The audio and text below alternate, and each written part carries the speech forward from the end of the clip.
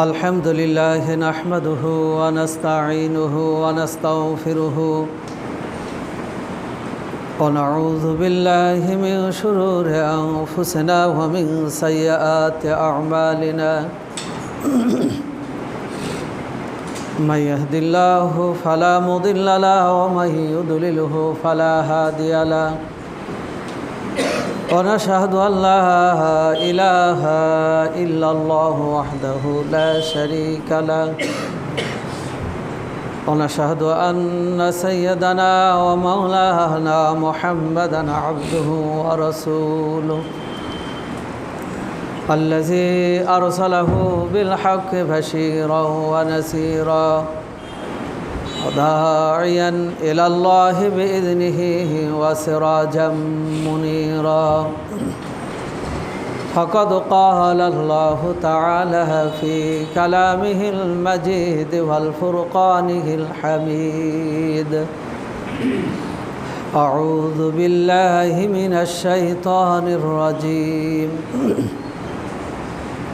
بسم الله الرحمن الرحيم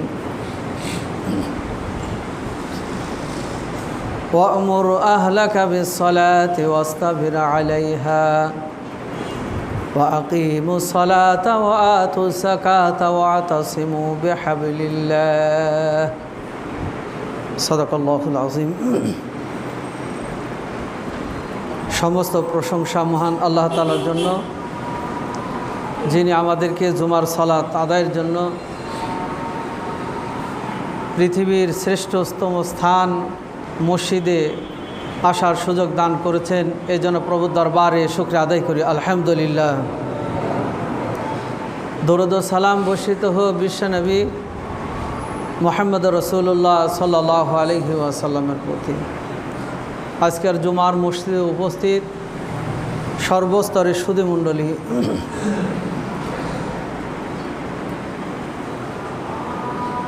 আমি আপনাদের সামনে পবিত্র কালামে পাক থেকে দুটো আয়াত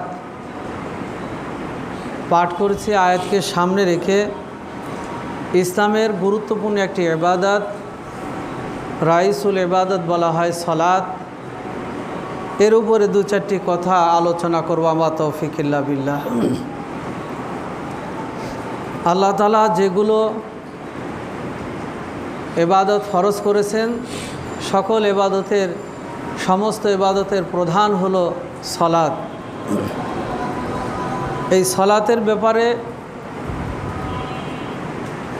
পবিত্র কালামে মহান আল্লাহ তাআলা বিভিন্ন সূরায় কখনো সালাত কায়েম করতে বলা হচ্ছে, কখনো পরিবার পরিজনদেরকে সালাতের উপর পাবন্দি করার কথা বলা হচ্ছে, কখনো দায়িত্বশীলদেরকে সালাত কায়েম করার কথা বলা হচ্ছে। কেননা আল্লাহ রসুল সাল্লাল্লাহু আলাইহি ওয়াসাল্লামকে যেগুলো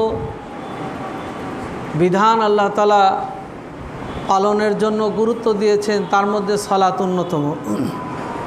আল্লাহ বলছেন, ইন্না সালাতা তানহা আনিল ফাহশাই ওয়াল মুনকার। নামাজ মানুষকে অন্যায় গর্হিত কাজ থেকে দূরে রাখে। একজন নামাজি অন্যর মতো নয়। একজন নামাজি যখনই কোনো পাপের দিকে ধাবিত হচ্ছে, শয়তান ওয়াসওয়াসা দিচ্ছে পাপ করার জন্য, নামাজ তাকে বাধা দিচ্ছে যে তুমি কিছুক্ষণ আগেই সালাত আদায় করেছো, তুমি কিছুক্ষণ আগেই আল্লাহর বিধান পালন করে এসেছো, অতএব তুমি সাবধান হও। এই জন্য আল্লাহ বলছেন, নামাজ মানুষকে অন্যায় পাপাচার গর্হিত কাজ থেকে দূরে রাখে। এমনকি শুধু এই নামাজই না, সাথে শরীয়তের যেগুলো বিধিবিধান আছে, এগুলো যদি আল্লাহর ভয় আল্লাহর সন্তুষ্টির জন্য রাখা হয়, অবশ্যই সেই সুন্নাতগুলো মানুষকে পাপ থেকে বাঁচিয়ে দেয়। ধরুন একজন মানুষ মুখে দাড়ি রেখেছেন, এটা একটা সুন্নাত। যখনই সে কোনো খারাপ কাজের দিকে, অন্যায় কাজে ধাবিত হবে, তার বিবেকে একটা নাড়া দিবে যে আমি আল্লাহ রসুলের একটা গুরুত্বপূর্ণ সুন্নাতের উপর আমল করছি, আমার কাছে আছে, অতএব সেই কাজ করা আমার জন্য ঠিক হবে না।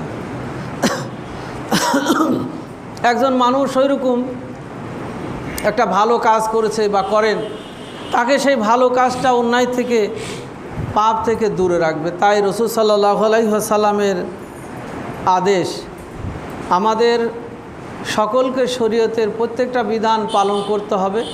সাধ্যমাফিক কোনো বিধান ছোটোখাটো করে না দেখে প্রত্যেকটা বিধান, আদেশ গুরুত্বের সাথে আদায় করতে হবে। কেননা আমার আপনার এই যে 60-70 বছর হায়াত জীবন দেওয়া হয়েছে, এর কোন একদিন শেষ হয়ে যাবে, এর একদিন সমাপ্তি ঘটবে। সেই দিন মানুষকে এই জীবন সম্পর্কে, আল্লাহর বিধান পালন সম্পর্কে জিজ্ঞাসা করা হবে। আল্লাহ তাই তো বলছেন, আহাসিবান নাস ও আইয়ুতরাকু আইয়াকুলু আমান্না। একজন মানুষ, আমি আল্লাহর প্রতি ঈমান আনয়ন করেছি, আল্লাহকে বিশ্বাস করি, নবীকে বিশ্বাস করি, আর বিধান পালন করলাম না, করেনি, সে কেই মনে করছে যে তাকে এমনি এমনি ছেড়ে দেওয়া হবে। ছেড়ে দেওয়া হবে না, প্রত্যেককেই তার উপর অর্পিত দায়িত্ব সম্পর্কে জিজ্ঞাসা করা হবে।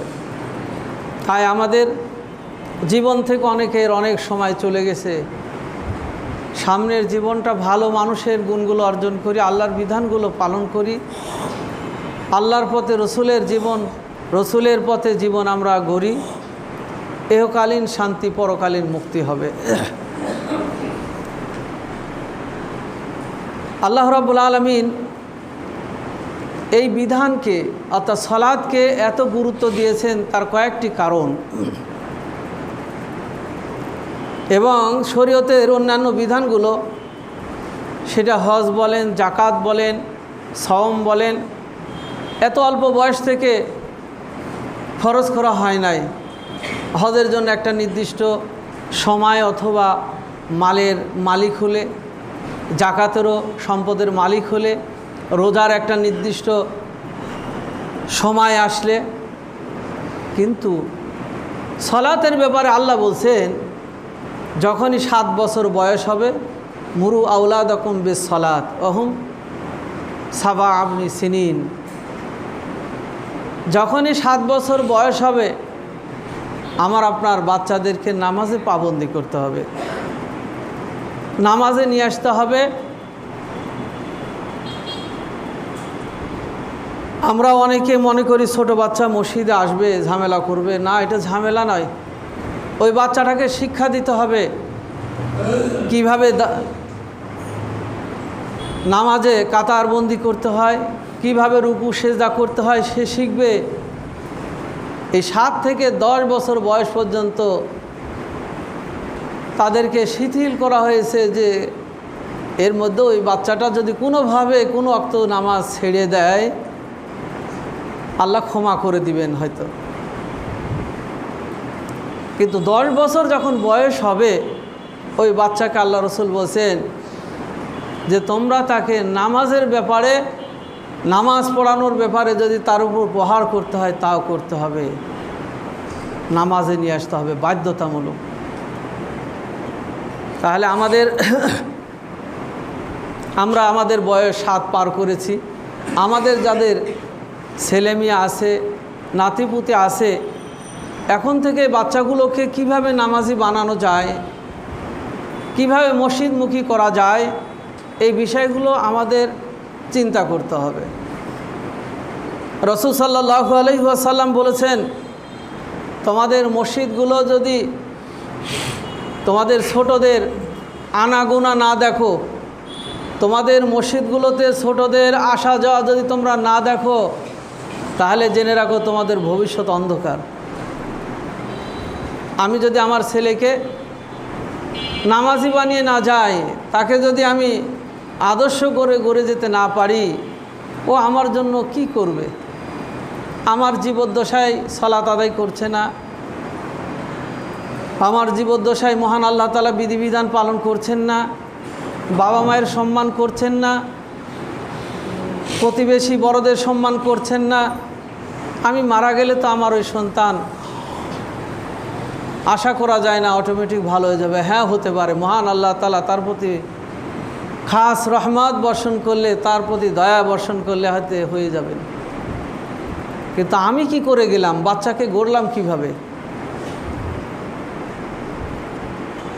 ছেলের পরীক্ষা, আজ ডাকার দরকার নাই, ফজরের সময় ছেলের পরীক্ষা, ওর পড়ার টেবিল থেকে উঠানোর দরকার নাই, পড়াশোনা করুক, কালকে পরীক্ষা দিতে হবে।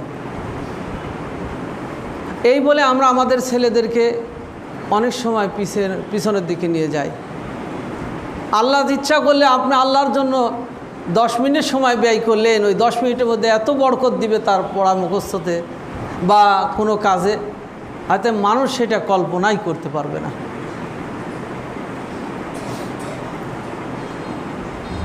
কিয়ামতের দিন যদি আমার এই সন্তানগুলোকে, আমার প্রজন্মগুলোকে ওইভাবে গড়ে যেতে না পারি, তারা আমাদের বিরুদ্ধে আল্লাহর কাছে নালিশ করবেন।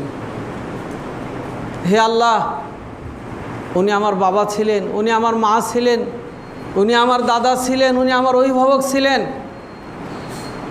ওরা কখনো আমাকে নামাজের ব্যাপারে বলেন নাই, ওরা কখনো আমাকে নামাজের ব্যাপারে তাগিদ দেন নাই, যেই রূপ পড়াশোনা কাজের ব্যাপারে আমাকে চাপ সৃষ্টি করা হতো। আল্লাহ রাব্বুল আলামিন এই জন্য পবিত্র কোরআনে বলছেন, ওয়ামুর আহলাকা বিস-সালাতি ওয়াস্তাবির আলাইহা, তোমরা নিজে সালাত আদায় করো, সালাত কায়েম করো এবং তোমার পরিবারের সকলকে সালাতের উপর পাবন্দি করো, তাদের মধ্যে নামাজ প্রতিষ্ঠা করো। একজন পরিবারের প্রধান তার অধীনস্থ যতগুলো সদস্য আছেন সকলকেই সালাত আদায় করাতে হবে।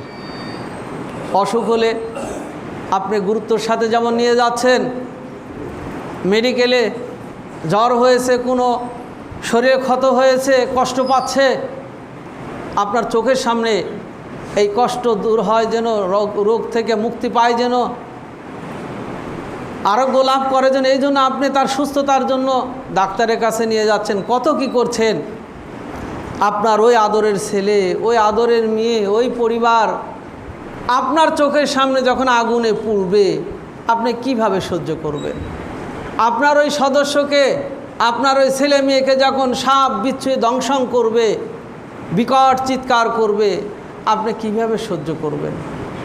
তাই দুনিয়ায় যেরকম ভালোবাসা, দুনিয়ায় যেরকম তার প্রতি দয়া মমতার কারণে তার সব কিছু আপনি চিন্তা করছেন, শান্তি চিন্তা করছেন, তার পরকালের ব্যাপারটা আপনাকে আরও গুরুত্ব দিয়ে চিন্তা করতে হবে। সেই জায়গার কষ্টটা শেষ হওয়ার নয়, সেই জায়গার কষ্টটা এই দুনিয়ার কষ্টের মতো এত ছোট নয়। মুহতারাম হাজিরিন, আল্লাহ রাব্বুল আলামিন দায়িত্বশীলদেরকেও নামাজের ব্যাপারে বলছেন, আল্লাযীনা ইম্মাক্কান্নাহুম ফিল আরদি আকামুস সালাত। আমি যখন কাউকে কোথাও নেতা বানিয়ে দিই, দায়িত্বশীল বানিয়ে দিই, সেটা সমাজ প্রধান হোক, যে যেখান রাষ্ট্রের প্রধান হোক, পরিবারের প্রধান হোক, যে যেখানকার দায়িত্বশীল প্রধান হিসাবে আছেন, তার কয়েকটি কাজ, 4টি কাজের মধ্যে প্রথম কাজ যেটা হলো আল্লাযীনা ইম্মাক্কান্নাহুম ফিস সালাত, তার অধীনস্থদের মধ্যে নামাজ সালাতের ব্যবস্থা করতে হবে। আমরা একটু চেষ্টা করলেই মনে হয় বিষয়গুলো পরিবর্তন আনতে পারি। আপনি আপনার যে কর্মচারীগুলো আছে, সালাতের সময় হলো, ঠিক আছে তোমরা বিরত দাও, দিয়ে একটু আল্লাহর বিধান 10 মিনিট বা 15 মিনিট যাই লাগে তোমরা পালন করে আসো। 2 দিন 10 দিন বলতে বলতে আপনার কথা শুনবে, আপনি যাচ্ছেন, দেখে দেখে সেও শিখবে। আপনি সময় হলে পরিবারের সদস্যদেরকে বলছেন সময় হয়ে গেছে, যারা মসজিদে আসার মতো তাদের মসজিদে নিয়ে আসলেন, যারা বাড়িতে তাদেরকে একটু সচেতন করে দিলেন, নামাজের সময় হয়ে গেছে, তোমার কাজ কিছুক্ষণের জন্য বন্ধ রাখো, সালাত আদায় করো। দেখা যাবে এইভাবে আপনি বারবার বলার কারণে, স্মরণ করে দেওয়ার কারণে আপনার সদস্যগুলো নামাজে পাবন্দী হবে, নামাজমুখী হয়ে যাবে। অনুরূপভাবে সমাজের যিনি প্রধান, রাষ্ট্রের যিনি প্রধান, তিনি সেই অবস্থান থেকে তার যেগুলো কৌশল আছে সেইভাবে যদি সেখানে তিনি কাজ করেন, মানুষের মাঝে আর এই সালাতের ব্যাপারে গাফেল থাকবে না। রাসূল সাল্লাল্লাহু আলাইহি ওয়াসাল্লাম বলেন, আস-সালাতু মিফতাহুল জান্নাহ, সালাত জান্নাতের চাবি। আপনি বড় আধুনিক বাড়ি বাসা করেছেন, নামি দামি গেট করেছেন, গেটে তালা দিয়ে চাবিটা আপনার কাছে নাই, যেমন ঢোকা কষ্টকর, ঢুকতে পারবেন হয়তো গেট ভাঙে, তালা ভেঙে, কিন্তু জান্নাতের গেট ভাঙবেন কি করে ঢোকার জন্য? আপনি যদি চাবি ছেড়ে যান, চাবি যদি রেখে যান, জান্নাতের মধ্যে ঢুকবেন কি করে?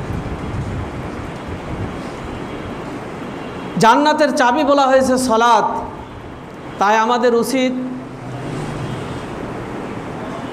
যে যেখানে আছেন সেখানেই সালাত কায়েম করুন।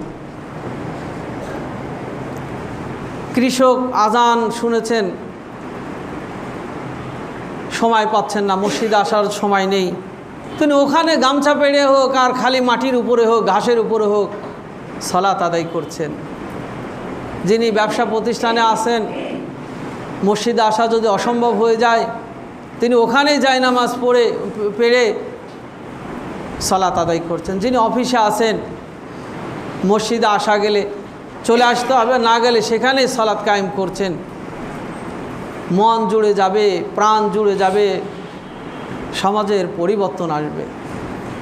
থাকবে না সন্ত্রাস, থাকবে না দুষ্কৃতকারী, সমাজে পাপাচার, অনাচার, এগুলো দূর হয়ে যাবে। মানুষ ভালো হলে, মানুষের ভিতরে পরিবর্তন হলে অটোমেটিক সমাজ পরিবর্তন হয়ে যাবে। আমার মধ্যেতে পশুত্ব যেগুলো আছে, আমার মধ্যে থেকে অন্যায় পাপ গর্হিত কাজ আছে,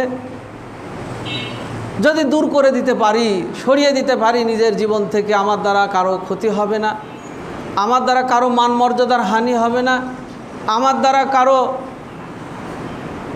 প্রতি অবিচার হবে না, জুলুম হবে না, সকলেই শান্তিতে বসবাস করতে পারবো, শান্তিতে। আর আল্লাহ তাআলা বলছেন,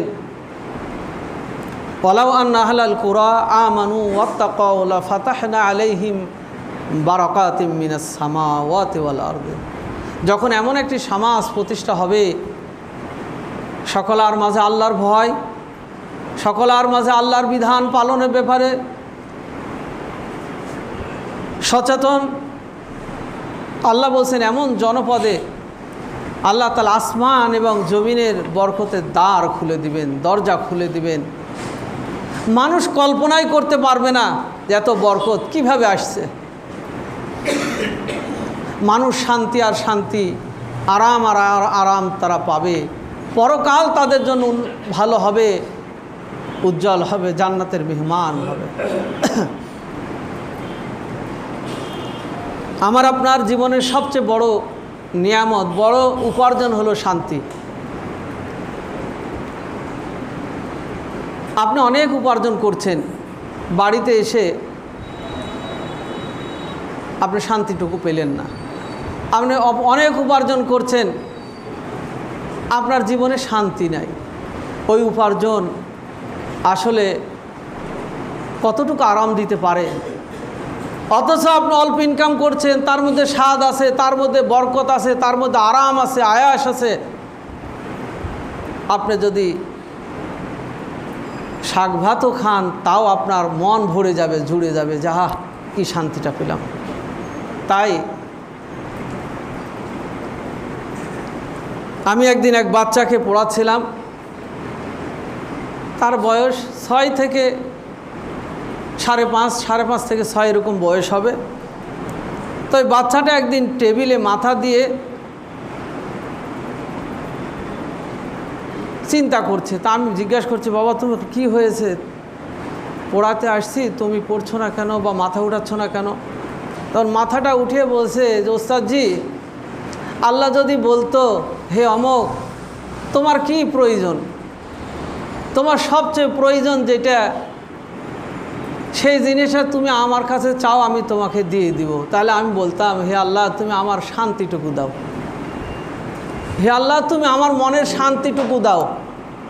যাক তার কোনো কারণে অশান্তি, সেটা পারিবারিক কারণে হোক যে কারণেই হোক, আমি আল্লাহকে বলতাম হে আল্লাহ তুমি আমাকে মন ভরে শান্তিটা দাও। মোহতারাম হাজরিন, তাই আমরা মহান আল্লাহ তাআলার কাছে প্রার্থনা জানাই, হে আল্লাহ আপনার বিধানগুলো আমরা সময় মতো আপনার রসুল যেভাবে শিক্ষা দিয়েছেন সেই পদ্ধতিতে পালনের মধ্যে দিয়ে আমাদের দুনিয়ার শান্তি পরকালের শান্তি তুমি আমাদের বাড়িয়ে দাও। আল্লাহ রসুল সাল্লাল্লাহু আলাইহি ওয়াসাল্লাম বলছেন আউয়ালু মা ইউহাসাবু ইয়াউমাল কিয়ামাতি as-সালাহ। কিয়ামতের দিন আল্লাহ সর্বপ্রথম যেই হিসাবটা নেবেন সেটা হলো as-সালাহ। বান্দা তুমি নামাজ আদায় করছো, সালাত আদায় করেছো কিনা, এই হিসাবটা দিতে কেউ যদি ব্যর্থ হয় আল্লাহ তাআলা বাকি তার হিসাবগুলো নেবেন না। বান্দা তুমি সালাতে আদায় করো নাই, সালাতই তুমি আদায় করতে পারো নাই, তুমি আর কি করেছো? তোমার জীবনটা তুমি বরবাদ করে দিয়েছো। আমরা অনেক সময় অনেক জায়গায় শুনতে পাই যে অনেকে সালাত আদায় না করে বলে যে ওরা সালাত আদায় করলে কী হবে, তার চেয়ে আমার মন ভালো আছে, আমি ভালো আছি, ওদের মতো অত খারাপ না। হ্যাঁ, সালাত আদায় করেও কোনো মানুষ খারাপ থাকতে পারে। ওই ব্যক্তির সালাত হয় নাই, এমন সালাত আদায় করেছে যে সালাতটা আসলে সালাতের মতো হয় নাই, যা তাকে অন্যায় গর্হিত পাপাচার থেকে রক্ষা করবে এইরকম নামাজ হয় নাই, সালাত হয় নাই। তাহলে যার সালাত আদায়ের পরে অন্যায় দেখছেন জীবনে, মনে করতে হবে যে আমার সালাত আমাকে অন্যায় থেকে পাপ থেকে দূরে রাখার মতো আমি সালাত আদায় করতে পারি নাই। মসজিদে আসবো, এসে শুধুমাত্র ওঠা বসা করে চলে গেলাম, এটা তো সালাত নয়।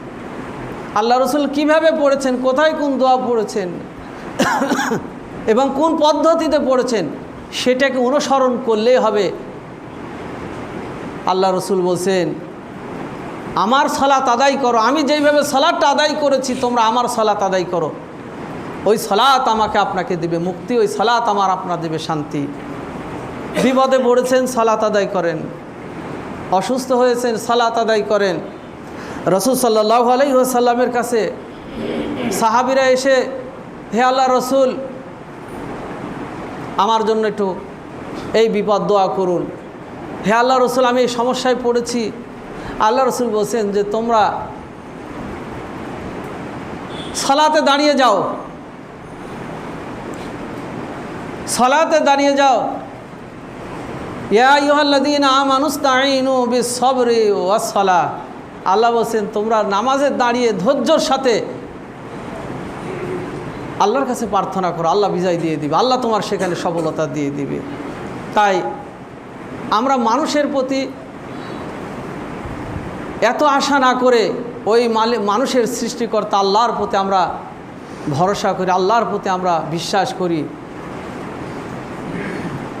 আল্লাহ অবশ্যই আমার তার মধ্যে বিজয় দিবেন, তার মধ্যে আমার অবশ্যই কল্যাণ দিবেন, বরকত দিবেন, শান্তি দিবেন। এই জন্য আল্লাহ বলছেন যখনই তোমরা বিপদে পড়েছো, অসুস্থ হয়েছো, তোমরা সমস্যায় পড়েছো, হে মুমিনরা, হে ইমানদাররা, আমানুস্তাঈনু বিস-সাবরি ওয়াস-সালাহ, তোমরা ধৈর্যর পরিচয় দাও, ভেঙ্গে পড়ো না, গায়রুল্লাহর প্রতি তোমরা ঝুঁকে পড়ো না, গায়রুল্লাহকে তোমরা আপন করে নিও না।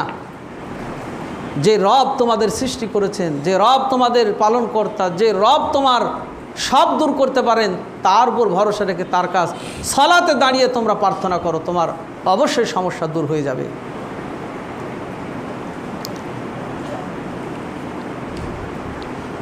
মোহতারাম হাজিরিন,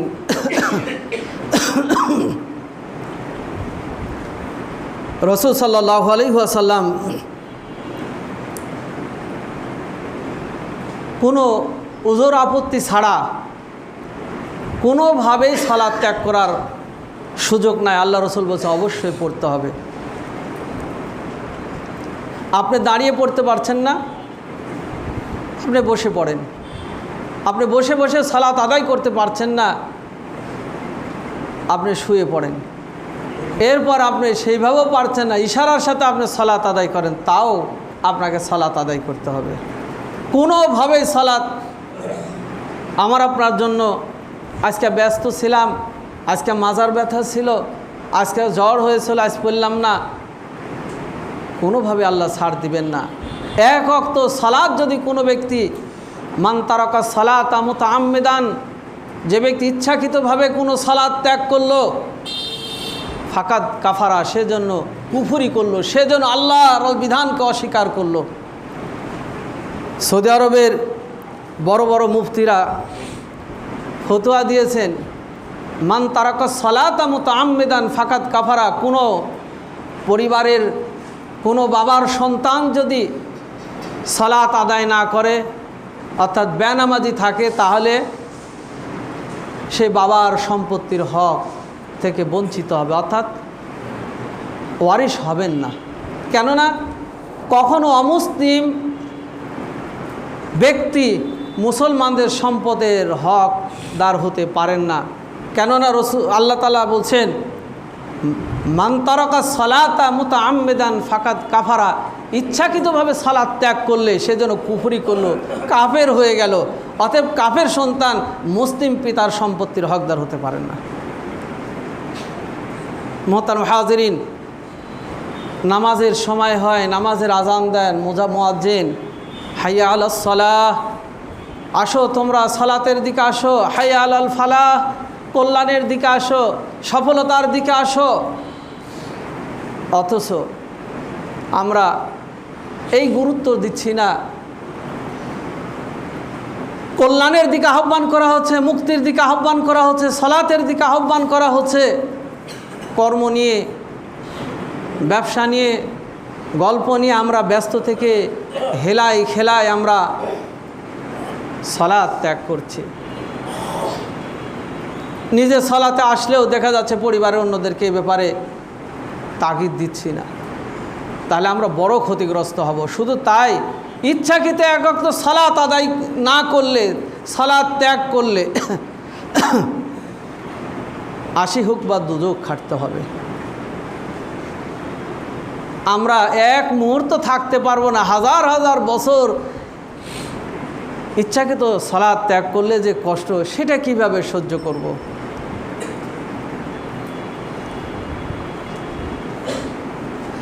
এই জন্য রাসূল সাল্লাল্লাহু আলাইহি ওয়াসাল্লাম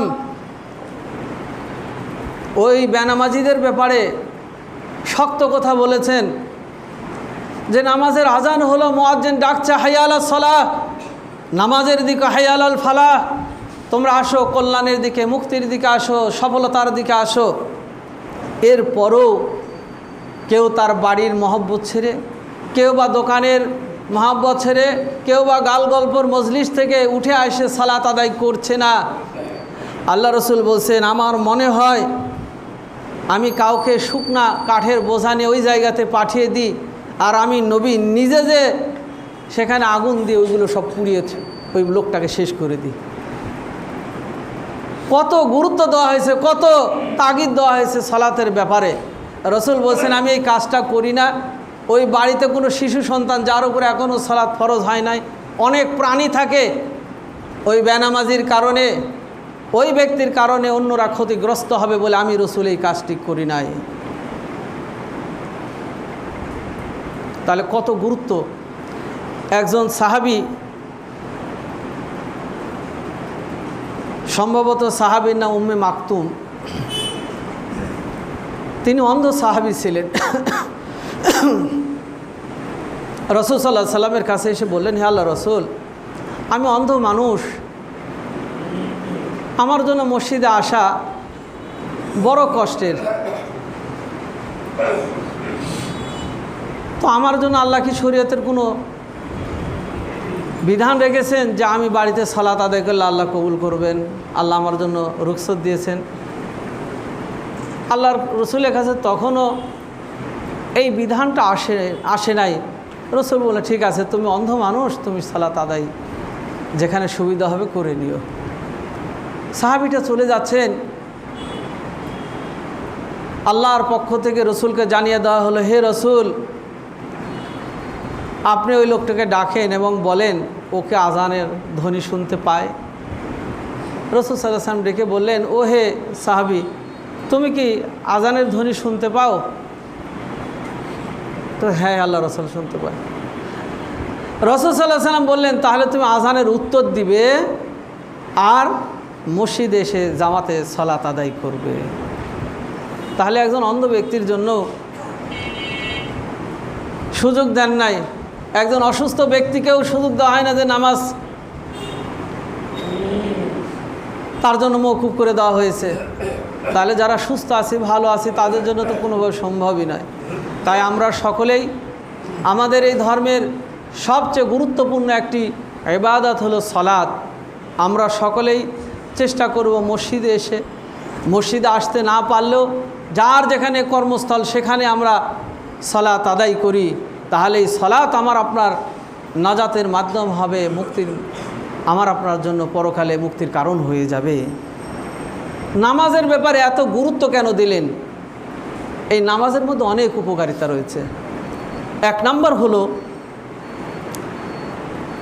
আল্লাহ রাব্বুল আলামিন পবিত্র কোরআনে 114টা সূরা নাজিল করেছেন। তার মধ্যে একটি সূরা হলো আস-সাফাতে সফা, ফাজাজিরাতে জাজরা, ফাত্তালিয়াতে যিকরা। আল্লাহ তাআলা ঘটনা, শরীয়তের বিধান আলোচনার পূর্বে সর্বপ্রথম যে শপথটা খাচ্ছেন মুসলমানদের এই নামাজের কাতারটা নিয়ে। আস-সাফাতে সফা, মুসলমানদের এই নামাজের কাতার, নামাজিদের এই কাতারটা আল্লাহর কাছে এত প্রিয়। আল্লাহ তাআলা ঘটনা বর্ণনা করতে যাচ্ছেন এই নামাজের কাতারের প্রশংসা করে। একজন ধনী, একজন গরিব, একজন সাদা কালো, ছোট বড় ভেদাভেদ নাই, একে অপরের সাথে পা কাঁধে কাঁধ লাগিয়ে কাতার সোজা করছি। বৈষম্য দূর হয়ে যাবে, ভেদাভেদ দূর হয়ে যাবে, ধনী গরিবের মধ্যে কোনো রকম দূরত্ব থাকবে না এই নামাজ যদি আমরা সুন্দরভাবে আদায় করি। কিন্তু দুঃখের বিষয়, অনেক জায়গায় দেখেছি যে নামাজ আদায়ের সময় একে অপরের সাথে পা ভিড়ানো আমরা বেয়াদবি মনে করি। রসুল বেয়াদবি মনে করেন নাই, সাহাবীরা বেয়াদবি মনে করেন নাই। তারা একে অপরের সাথে পায়ে পা কাঁধে কাঁধ লাগিয়ে সালাত আদায় করেছেন। এর উপর অগণিত হাদিস আছে। এবং সাহাবীরা বলছেন, আমরা জামা বানাতাম, আমাদের জামার এই দুই সাইড আগে ছিঁড়ে যেত। মানে এক ভাই আর এক ভাইয়ের সাথে নামাজে দাঁড়ালে বারবার ঘর্ষণ লাগতো, এই কারণে এই জায়গাটা বেশি ছিঁড়ে যেত। আমরা নামাজে দাঁড়াই, মনে করি যে হাজী সাহেবের পায়ের সাথে সাধারণ একজন শ্রমিক মানুষের পা লাগানো যাবে না, আলিমের সাথে সাধারণ শিক্ষিত মানুষের পা লাগানো যাবে না, বেয়াদবি হবে। নামাজের খাতে রাজা প্রজা, ধনী গরিব, হাজি গাজী, মোল্লা মুন্সি সব সমান, সকলে একে অপরের সাথে পা লাগিয়ে কাঁধে কাঁধ মিলিয়ে দাঁড়ালে আল্লাহ তাআলা সেই কাতারের প্রশংসা করছেন, সাফাতে সফা। মুহতারাম হাজিরিন, রসুল কি বলছেন? আমি আপনি যদি এগুলো আপনারা সকলে জানেন, এখন বাংলা বোখারি বের হয়েছে, কোন হুজুর, কোন পীর সাহেব, কোন মৌলানা সাহেব কি বলেছে সেটার চেয়ে গুরুত্ব আমার মনে হয় বোখারির বিভিন্ন খণ্ডে সুন্দরভাবে পার্ট বাই পার্ট সালাতের অধ্যায়, আপনি জীবনে সালাত গুরুত্বপূর্ণ একটি ইবাদত, আপনি সালাতের অধ্যায়টা পড়ে নেন। আসলে রসুল কি বলেছেন আর হুজুর কি বলে।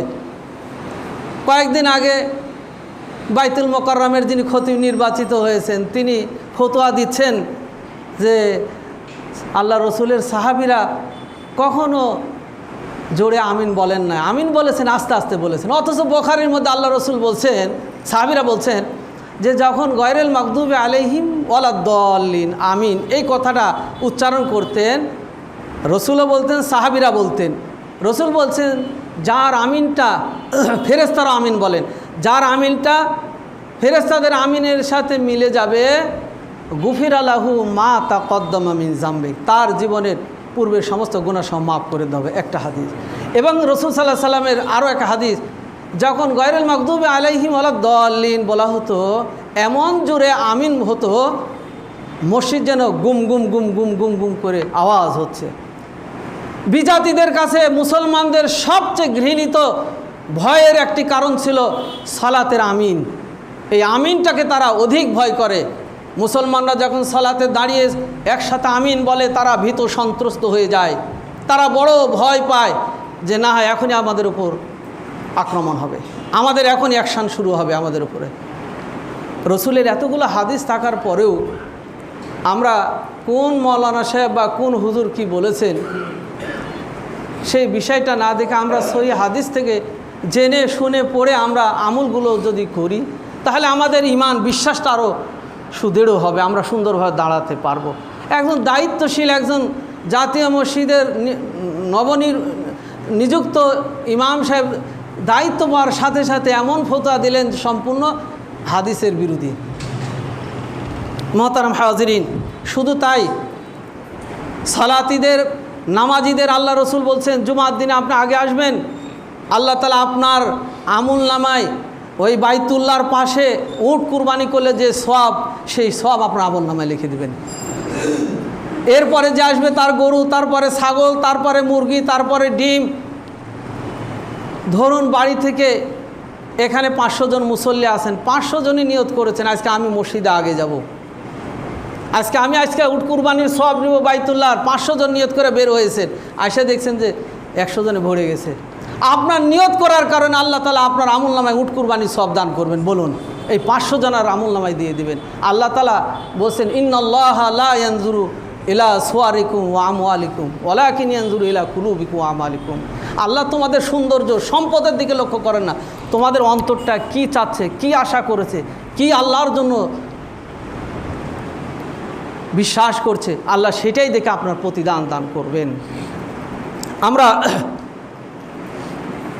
আল্লাহর ঘরে যতক্ষণ থাকবো, আল্লাহ রসুল বলছেন সালাতের জন্য এসেছেন, ইমাম সাহেব আসতে দেরি হয়ে গেছে, অথবা কোনো কারণে, যেমন গতকালকে আসরের সময় এক ভাই সালাতে এসেছেন, উনি ওযু করতে যাবেন, ওই জায়গায় মাথা ঘুরে লোকটা বসে পড়েছেন। এই 7 তলার নিচে যে কাঠমিল আছে, এই কাঠমিলে এই ভাইটা কাজ করতেন, এখানে জোহর আর আসরের সালাত আদায় করতেন। আমি এসে দেখি যে কয়েকজন ভাই নিয়ে ওনাকে করছে, কি করা যায়। তা আমি বললাম যে ওনাকে নিয়ে আমরা মসজিদের বারান্দায় শুয়ে দিই। তার অবস্থা দেখে মনে হচ্ছে যে আল্লাহ তাকে নিয়ে নেবেন। ওই ভাইরা বললেন না, হাসপাতালের দিকে নিয়ে যায়। তখন সময় 1 মিনিট পার হয়ে গেছে, 31 মিনিট বেজে গেছে। আমি নামাজে এসলাম, নামাজ পড়ে বের হয়ে দেখছি নিয়ে চলে গেছে। হাসপাতালে পৌঁছাতেই পারে নাই, মারা গেলেন। গত রাত্রে তার জানাজা হয়েছে। ওনার স্যান্ডেল এখন এই মসজিদের বারান্দার ওই পাশে আছে। উনি নামাজের জন্য এসেছিলেন, তার নামাজ সালাত হয় না আসরের, আল্লাহ তাআলা তাকে পূর্ণ নামাজের সওয়াব দান করবেন। আর সবচেয়ে সৌভাগ্যবান মৃত্যু যে আল্লাহর ঘরে তিনি আল্লাহর বিধান পালন করতে এসে সেখানে মারা গেলেন। আমরা নিয়ত করতে পারি আল্লাহ যেন আমাদেরকে এইরকম ভালো মর্যাদা আর এইরকম সম্মানিত মৃত্যু যেন আমাদের দান করে, বেজ্জতির মৃত্যু যেন না দেন। মুহতারাম হাজিরিন, ওটাই বলছিলাম, উনি কাঠের কাজ করেন, আগে আসতেছেন, মসজিদে এসে প্রথম কাতারে সালাত আদায় করবেন। আল্লাহ রসুল বলছেন, মানুষ যদি সামনে কাতারের সওয়াবের যদি বিষয় জানতো আর আজান দেওয়ার ফজিলতটা জানতো, তাহলে প্রতিদিন মসজিদে লটারি করা লাগতো। প্রথম কাতারের সওয়াবটা দ্বিতীয় কাতারের চেয়ে উত্তম, বাম দিকের চেয়ে ডান দিকের মুসল্লিদের মর্যাদা আরও বেশি। আল্লাহ রসুল বলছেন, তোমরা যে যখন আগে আসবে সেই সামনে কাতারের হকদার। হাজী সাহেব আসছে, চেয়ারম্যান সাহেব আসছে, মেম্বার সাহেব আসছে, প্রভাবশালী পদের লোক আসছে, নেভার, তাকে কোনো সুযোগ নাই। আপনি প্রথম কাতারে আসছেন, আপনি প্রথম কাতারে মর্যাদা নিয়ে যাবেন। নামাজে আসছেন, সব বেশি দরকার, প্রথম কাতারে আপনি দাঁড়িয়ে যাবেন। এখানে হিংসা নয়, নামাজের ক্ষেত্রে সবের ক্ষেত্রে আপনি বেশি নেবেন, সেই প্রতিযোগিতা এটা। তাই আমরা মসজিদে আসতে চেষ্টা করব প্রথম কাতারে। আমরা অনেক সময় দেখেছি পিছনে কাতারে ভিড় হয়, হয়তো মনে এরকম থাকে যে আগে বেরিয়ে যাওয়া যাবে।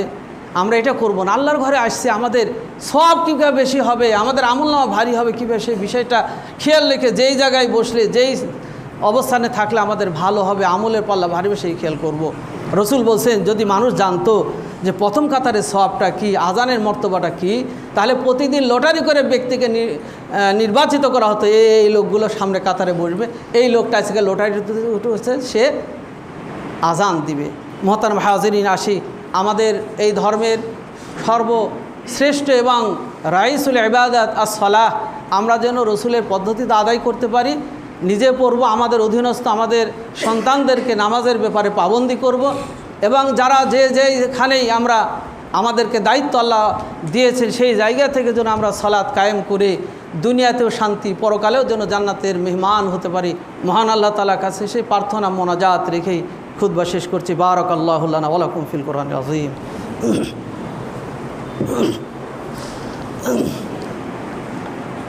আলহামদুলিল্লাহ আলহামদুলিল্লাহ ওয়া কাফা ওয়া সালামুন আলা ইবাদিহিল্লাযীনা ইসতাফা, আম্মা বা'দ।